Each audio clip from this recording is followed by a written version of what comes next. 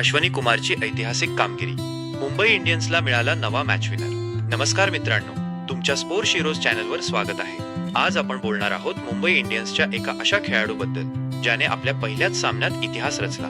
होय, आपण बोलत आहोत अश्वनी कुमार बद्दल। अश्वनी कुमार कोण आहे आणि त्याला मुंबई इंडियन्स मध्ये संधी कशी मिळाली?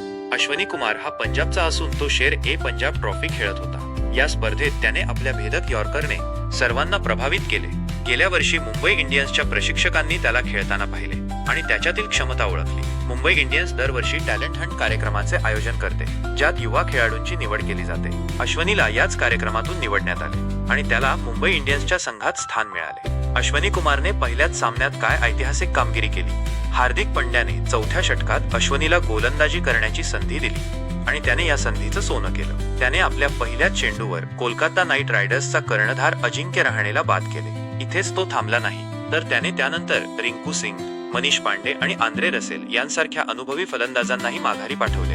अश्वनी कुमारने आपल्या पदार्पणाच्या सामन्यात तब्बल 4 विकेट्स घेतल्या आणि असा पराक्रम करणारा तो पहिला भारतीय खेळाडू ठरला। या शानदार कामगिरीमुळे त्याला सामनावीर पुरस्कारानेही गौरवण्यात आले। पहिल्याच सामन्यात त्याने दाखवून दिले की तो भविष्यात एक यशस्वी गोलंदाज बनू शकतो।